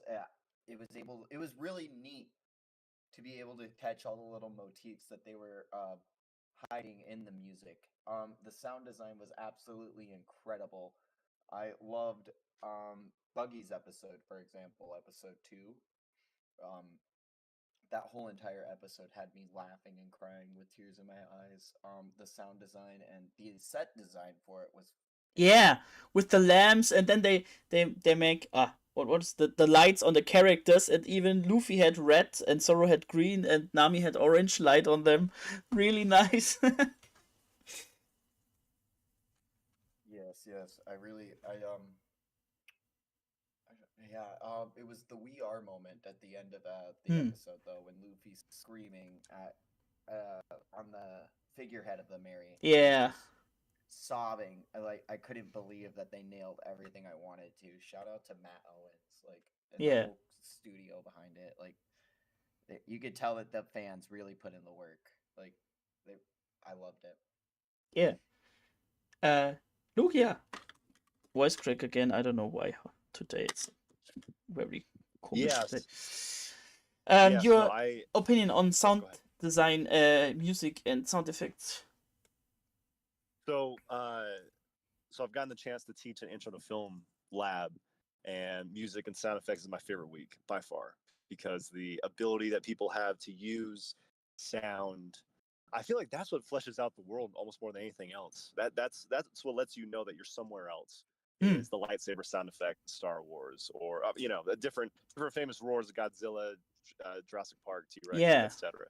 And so, like, I got that from One Piece 100%, that the sound effects, that I was somewhere else, that I was in this cool anime world. I was, joining the pirate, the Straw Hat crew, and when they brought up the bounties, which is something I failed to mention before, that's like my favorite part of the whole show, was the bounties. But like the sound effect of the bounty coming up, and then the visceral either chomping at it if you're Arlong, or slashing through it, if you're Mihawk or Kuro, even, like, I loved those little like touches. And then every time the title card drops, we get the cool different Yeah. design of the title. We also get that just very excited, like, Yeah. it's time to go on an adventure. That's what the music tells me. Totally. And so I very much love the fact that music is there to make you feel emotions, and like I felt it. I felt the emotions of just excitement, of I'm ready to go, I'm ready to jump on this boat. And so I think they killed it. They did a great job. Yeah. Chris, music and sound design. I absolutely loved the music, especially the fact that we got "We Are." That was like my biggest thing, and I was waiting for it the entire season, and they played it at the perfect scene. And I also thought the end credit song, "My Sails Are Set," which we talked about in the last Banquet, Yeah. was also really great. It was good to hear some classic themes from the anime and some new themes as well for the show. I really like the main theme that they went with. Like you said, the da da da da da da Yeah. da da Yeah. da da, and this wasn't in the show per se, but the trailer came out like right before the show dropped. I thought the music for the final trailer was so perfect. I love trailer musics. I have like this weird obsession with trailers, given why I watched them for 10 hours. But the music in the final trailer was just it was beautiful. They absolutely cooked on the music end of the show as well. Yeah. Totally. Okay. Ricky. Arlong's theme. Arlong's theme was so good. Every time it started playing, you knew that a badass moment was about to happen. Yeah. I genuinely felt the same amount of appreciation for all the other music. I liked it a lot. Very solid. But Arlong's theme, to me, was what set the tone for my appreciation of Arlong himself. Just, you already, like, you hear this beat drop that's completely alien to the world that we're currently being presented, and then all of a sudden a big fish man comes up with a scary nose, and he's telling Buggy, like, I own East Blue, so you better pay up. Or, walking into the Bratier, and like he like runs his hand near that fishman waiter really quick, and you're like, ah, shit, man, what is he about to do here? Yeah. Yeah, it just provided an extra level of menace to him. And from the sound effects, do you think were some anime things in there, or just redone things? I think they were almost all entirely original. I really didn't hear anything too anime like, I was expecting it for certain scenes, like Shanks doing the eye stare down with the Lord of the Coast, and they did something even better in that moment. They had Shanks just kind of like toughen up and get lost. Yeah. And I think he did great too, by the way. The way he said Luffy specifically, like Luffy's name with so much love and affection for his little upstart, and how when they show him again and they show Yeah. the bounty for him and all of them are just trashed on the beach. This is just fantastic. And Yasop ignoring that his son is on the bounty as well. Yasop Oh probably my wouldn't god. even know the back of his son's head from the front of his son's head. He Yeah. does not care. Yeah. Oh, best dad, not in the whole series. Yeah. Notaku. So I absolutely love the opening to the actual live action. I felt like it felt really original, but still it was like if you took a One Piece theme from the anime and then mixed it with Pirates of the Caribbean, and like that's what you got. Like I just thought that it hit really well. Yeah. And of course, I love the We Are thing. I also love the fact that they played Bink Sake Yes. during Luffy's flashback. Like that was fantastic. Because like they did enough nods to the anime, but they also had so much original music that I just thought was fantastic. And like all of it kind of was really good for its moments. Like I really like the whole thing where Kuro was chasing Kaya and Nami through the walls, and like all of that kind of like suspenseful music was kind of playing in the back, just real light. Like I they really they took their time, and it shows. Like I can honestly say, like, there wasn't a moment where I was like, well, this feels off when it comes to the music portion of it. Yeah. And like just the whole We Are thing at the end was fantastic. There's only one part that I wish they would have done, and that was the walk to Arlong Park. Yes. I would Yeah. have loved to get like a new version of like the Overtaken theme that they had when they originally were walking in, but instead we kind of got like, you know, the little action shot and them just breaking down the door. But I think that was the smallest miss. Like I said, just really nitpicky things as a fan that Yeah. I'm just like, that would have been nice. But other than that, music was perfect. Like it was like a 9 out of 10 for me. Like Yeah. I never felt like it was off at all.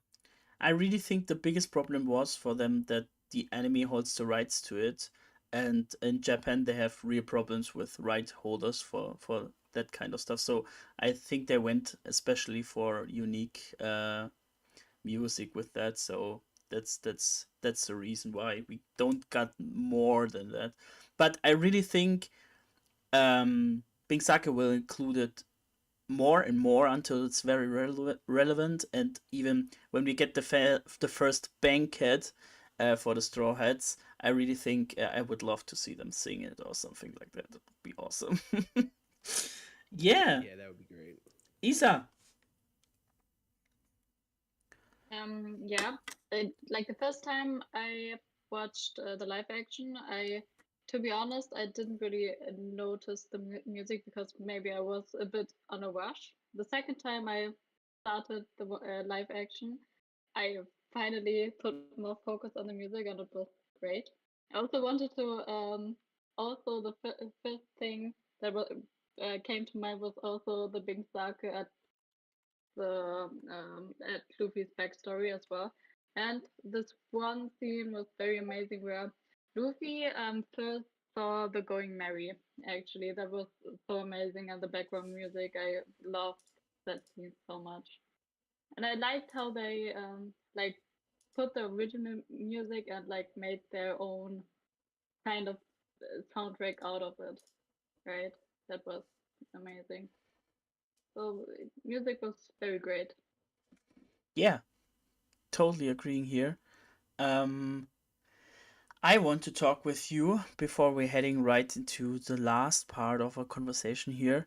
The big topic actually. Season 2. It's nearly confirmed, guys. It's we are here. We are totally in that. So the season 2 topic I would divide into two topics, because the first topic would be to actually talk about the season 2, we must talk about, okay, what will the scope be of the series? Will they do the 5-year plan from Oda? Will they do arc by arc and condense the arcs? Or will they do a complete unique story? Or just go for it and try to do as much as they can? What would you prefer? Maybe a quicker round this time. Lugia, as somebody who, how much of the story you know right now because you watch the anime right now, or? Sorry. Yeah, no problem. Yeah, the anime that I had watched was only during East Blue. It was essentially okay. Zoro versus Mihawk, Sanji's backstory, and like the first episode. Yeah. And so, I've seen clips. On TikTok and YouTube, Yeah. I've seen clips. So based solely on what they've kind of set up in the first season, everything that I'm going to say it's not a spoiler because I don't know if it's real or not. Yeah, totally. And so they mentioned, for example, one of the 7 warlords is a fish man. And I'm like, okay, that's obviously a clear foreshadow. I imagine that the team is going to have to meet, potentially face or fight each of the warlords. And Mihawk, I know, was one of them.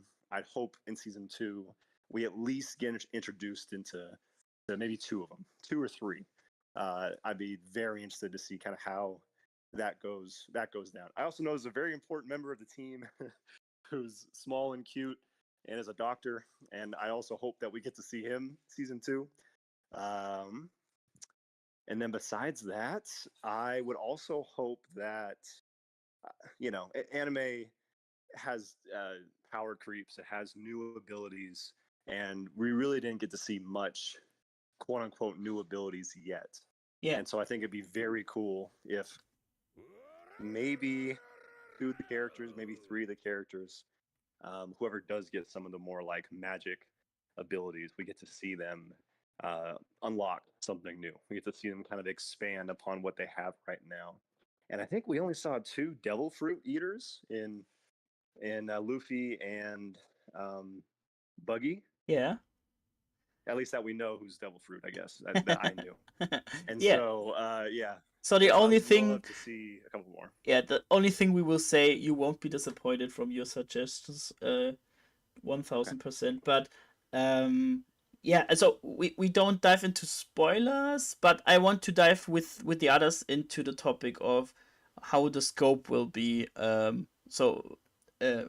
do you think? How far they go, or for what they are aiming for? Because that would be the question before, how we land the season 2, or where we land the season 2, essentially. Chris?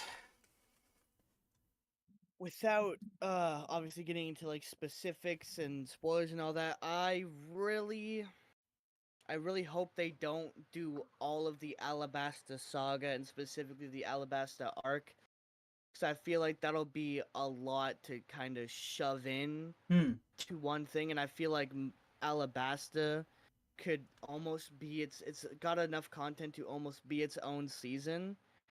So, and I really want Alabasta to shine, especially as my favorite arc in the series. So I really hope that they don't just shove it all in, because there's still a little bit of East Blue left. Yeah. And then we have the one arc after they get to the Grand Line, and then we have, I think it's Drum Island, Whiskey Peak, and there might be one more arc, and then we have Alabasta. So there's a lot of content that they'd have to do, maybe cut a lot of stuff.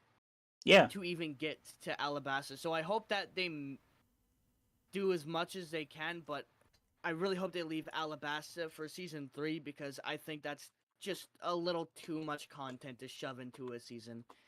Especially if they only do 8 to 10 episodes. Like, I still think even 10 episodes won't be enough to fit in Alabasta. And there maybe, well, I've seen some people say that, but I'm praying that we get Alabasta season 3 just so it can have the time it needs. What I also thought about the number of episodes, because they got cut down from 10 to 8, that concluded to leaving Loketown out, and maybe they planned for Loketown to be longer, like Oda intended originally. And they could even do 12 episodes next time because it worked so well, and put Loketown up until on the Grand Line, the first island essentially, onto the first 2 episodes, and then they have full 10 episodes to go on Full Drum Island and Alabasta, and I think that could really work as well. Because there's I just looked up the arcs to make sure the number count. There's 5 arcs they'd have to adapt before they get to Alabasta. Maybe they cut a couple arcs here and there. Like I heard Little Garden could be cut. But I don't know. They could make it work, but I still think Alabasta would definitely work as its own season, and especially I think they should start doing maybe some seasons by arcs, because One Piece has some longer arcs the more we get on into the story. Yeah. Isa. To be honest, I think they should definitely do until the end of Alabasta arc, because this is like the next big thing, I would say. Yeah. And if they get like, I don't know, 12 episodes, they could totally do that, because I just looked it up. It has like, it goes like up to episode 160 or something.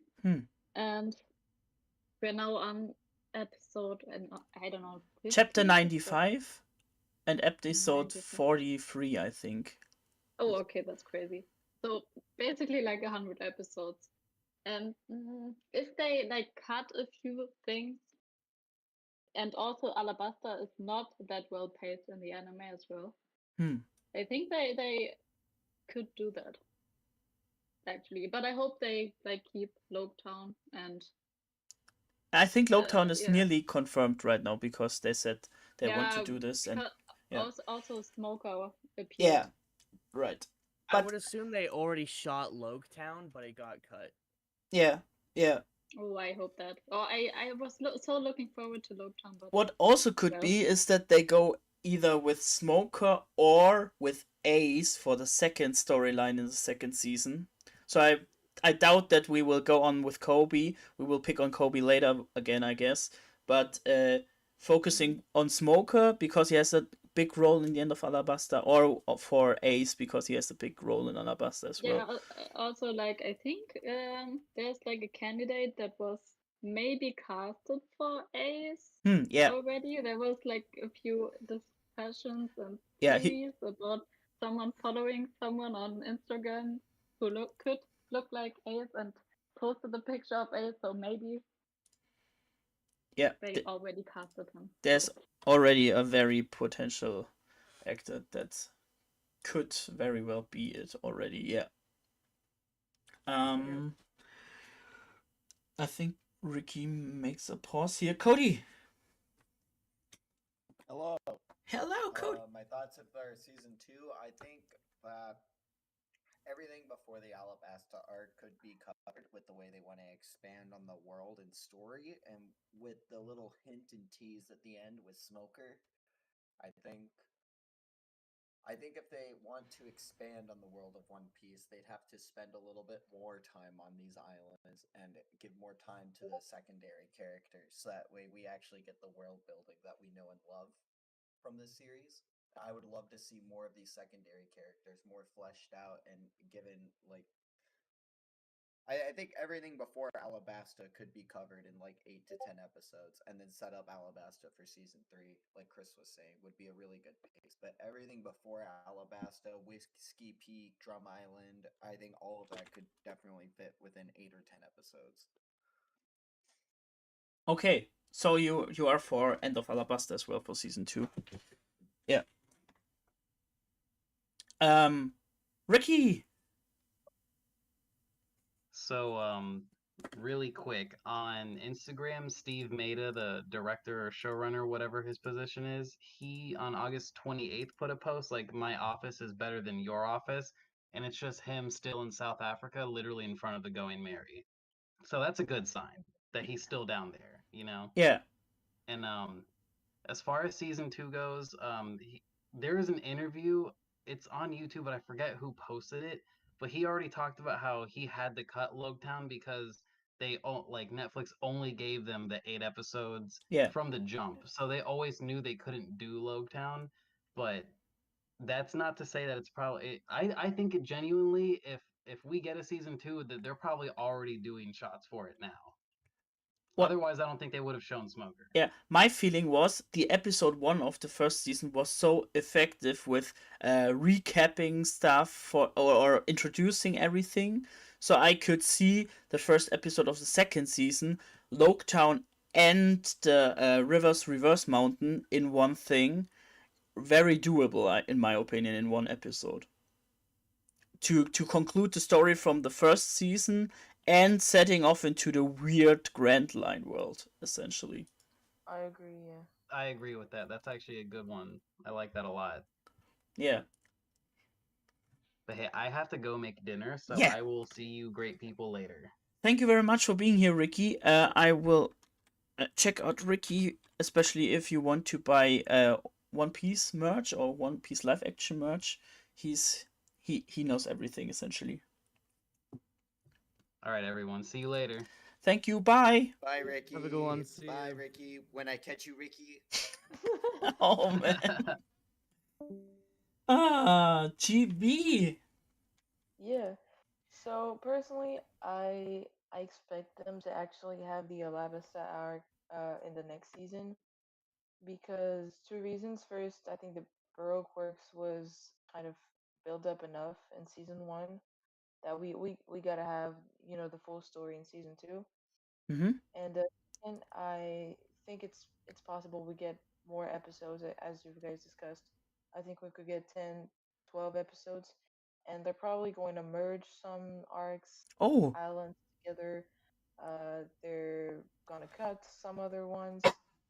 Um, Definitely, I plan on kind of making a reread of the entire saga and kind of try to think myself about how this could be done because I'm really curious about all of this. Hmm.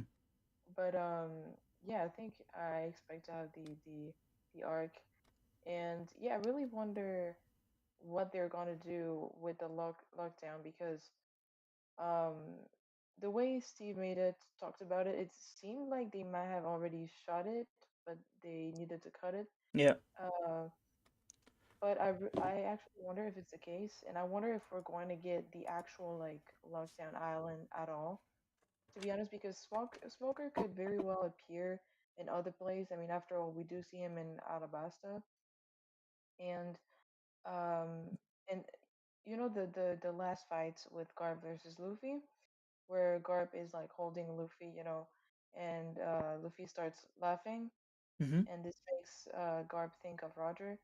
To me, this was very, very clearly the replacements for the For the execution smoker scene. Yeah. Yeah. scene. Yeah. Yeah. It was like 1-to-1. It was clearly a way to replace that. So I don't actually think we're gonna get to lockdown because, I mean, you know, if there is not the execution thing, do we actually need to go there specifically? I don't really know. I think it would be a great recap for what we learned in the East Blue because all Yeah, of the okay, spoilery, but we get much of the actors from season 1 in there. yes, And 2, Smoker has essentially a very similar role to Garb. But he will be around for the whole season essentially. So he could set up the same thing as Garb, where Garb left essentially, with the same meaning that yeah, that Garb left, and then cling on with his storyline. But yeah, yeah, it and could be as you're well right. that he's been cut because of it. But we saw him Right. already, so he must be in there somewhere. Yeah. Yeah, and you said it. They could manage in one episode to show us multiple times. We don't need to have a full episode of Lockdown. I don't think it's necessary. Um, and especially since I was very surprised by this, but we had a dragon cast at some point, but we never Yeah. saw him in the series. Like we never saw his face, so that was kind of surprising. But, So yeah, okay. maybe they Yeah. they did film some things Yeah. already. they had to cast someone to play that character even from behind. But yeah, I get Well, what. yeah, Yeah, but it could just be yeah, anybody. It doesn't have to The be them. actor had posted that he was disappointed his scenes got cut. But what ah, I think they Oh. did was because they built Roger's execution and they had everything there and they have the wonderful gift of knowing what comes in the future. They oh, filmed as much as possible yeah, for whatever they need to. yeah, So any scenes that they need to use in the future, they film that already. So then they don't need to go back and rebuild the set and re-get That's everyone there. So they just have everything there and done. And even if they never use it, at least they have it in the vault just in case.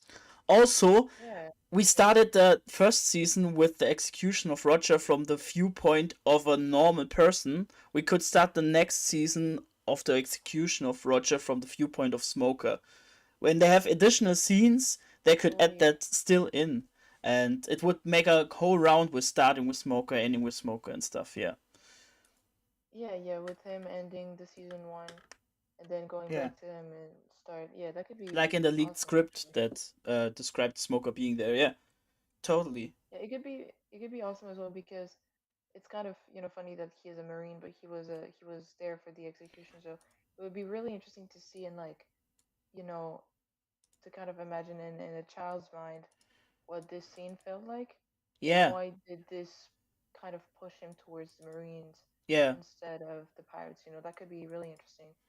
They could try to make him again an almost better antagonist. yeah, totally. I left out Nerd Taco, I guess, so sorry. No, that's fine. I'm here. So I actually hope that they do something kind of different that Netflix has been known to do here and there. Is they might break up season 2 into 2 parts, and that would be honestly my hope. Is they would do either like 6 and 6 episodes, or even 8 and 8, Oh. because of how much it was adored. Because you could get to basically the start of Alabasta, Yeah, by going through the first like 8 episodes and then leave on a cliffhanger of them sailing towards it. And I think that it would be really cool to do that. yeah, And then they could have the 8 following episodes or 6 to actually flesh out the full Alabasta arc. And like they could even do like the post Alabasta stuff, and so on and so forth.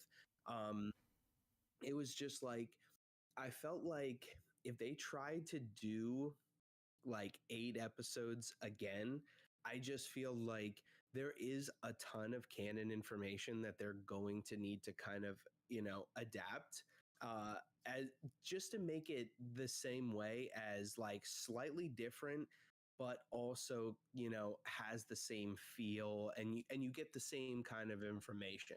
I think Little Garden, uh, I don't know if like so much the action is necessary, but at least the introduction of the giants would be cool. And I feel like it wouldn't be super hard to do, on a budget.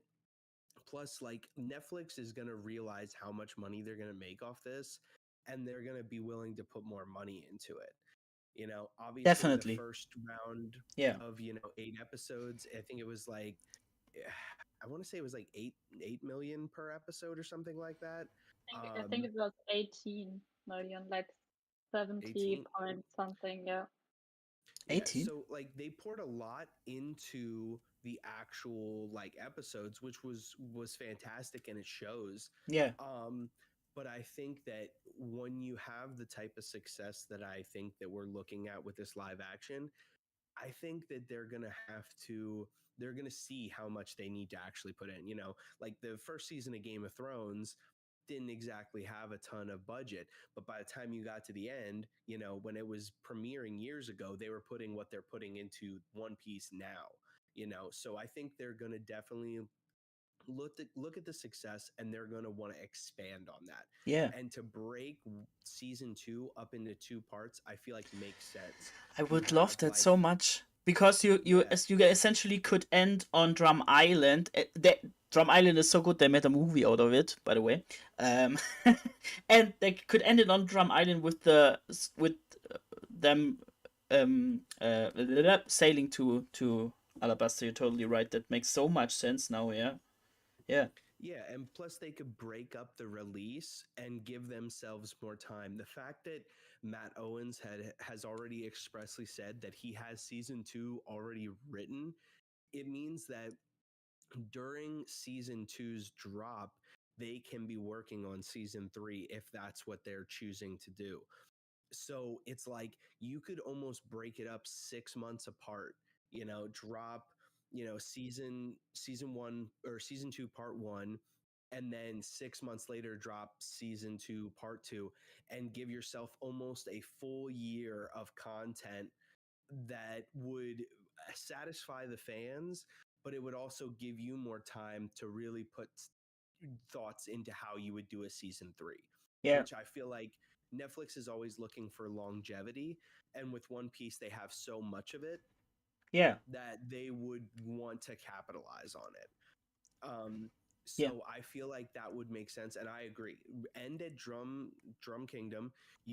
There's obviously like a really good moments at the end of Drum Kingdom, um, that they could capitalize as being the ending, and then but we also would still get like Whiskey Peak and like all these good moments that would make people really happy, and then the next start would be like when they first show up to Alabasta, and then the ensuing events that take place afterwards. Honestly, I don't think it would be crazy to do like a 14 episode second season and do 8 or 7 and 7, or even 8 and 4, or whatever they decide to do. I just think that it makes the most sense to make more than they did the first season, and Netflix historically usually does that. Hmm. What Isa pointed out was that, yeah, just quick. I What was Isa gonna say, pointed out was that they have less manga chapters to adapt essentially after this. To if they have 10 episodes for only, I think it was 20 or 30 chapters more, I think they could all they want to do with it with just 10 episodes. Yeah, Chris, sorry. I was just gonna say, I definitely agree with Nertaku. I was thinking, I don't know if I said this in the last banquet or not, but that they, for season 2 and onwards, I hope they do what The Walking Dead did, where they start off with season 1 has a lower amount of episodes, and then the next season sequentially you get an even number. So like The Walking Dead does 16 episodes, and then they do the whole mid-season finale thing. So they do 8 episodes in the first half, and then 8 episodes in the back half, creating 16 episodes, having the season spread across a longer time frame. So I really like that, and I think like you said, 7 to 8 episodes each half would be a really good. And I think that'd be a good way to shove Alabasta into season 2 if they wanted to do that. Hmm. Yeah, and I just think that that makes sense. Like even something like, Log Town, like Reverse Mountain could all just be one episode. Like they can make it make sense in a way that is meaningful without cutting out too much.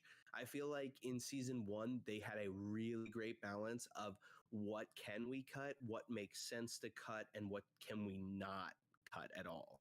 And I think that they'll look at season 2 and be like, wow, there's a lot of information that we really, if we're going to make this original but yet different, and but also keep the feel of it and keep similar story points, we're going to need to do that because Alabasta is so massive, but the lead up to Alabasta is also big. So it's like you need that pre-season like rundown, as well as like a this the main bulk of the story, being that second part.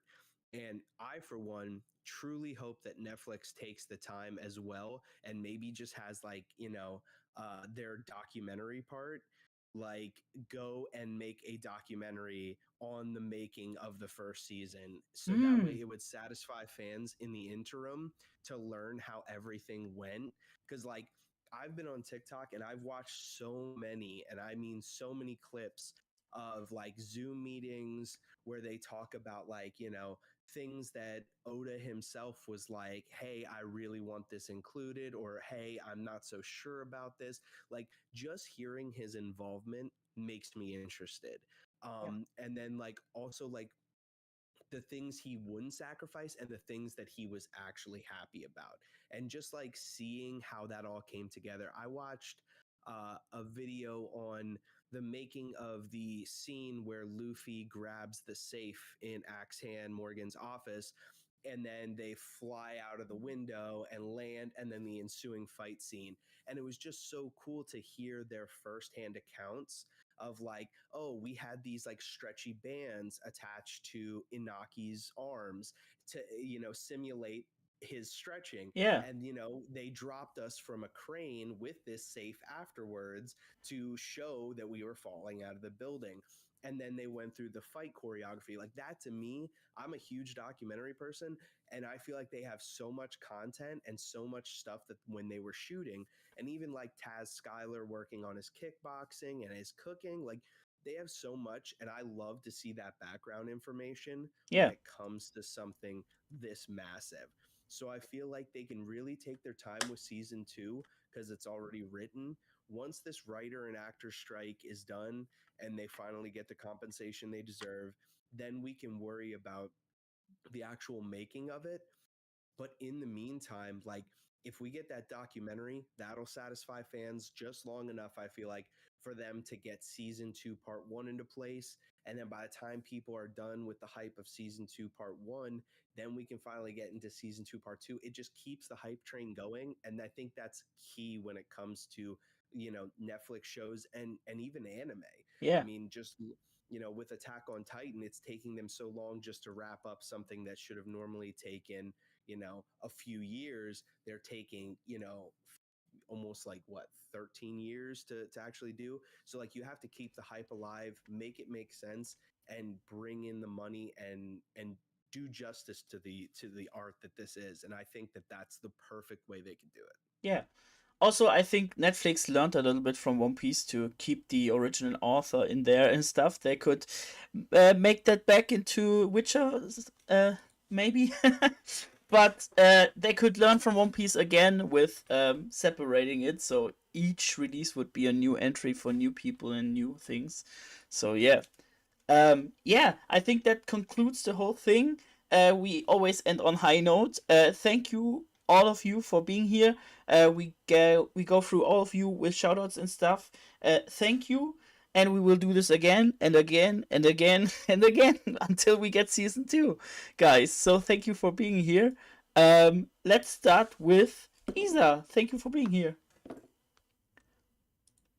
Thank you so much for having me.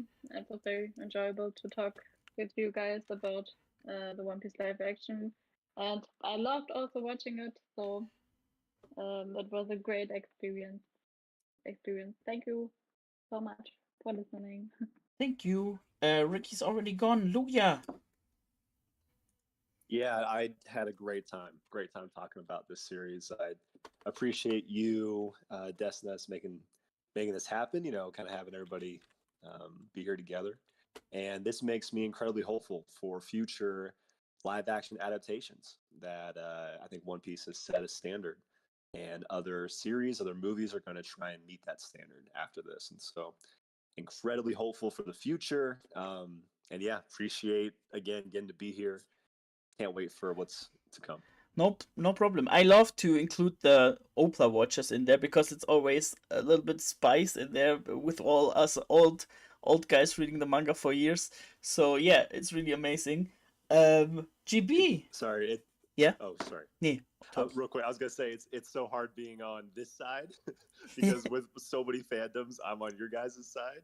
I'm the old veteran who's correcting pronunciation. You know what I mean? And so Yeah. for the first time in a long time, being like the fresh newbie, it's exciting. It's a nice like change of pace.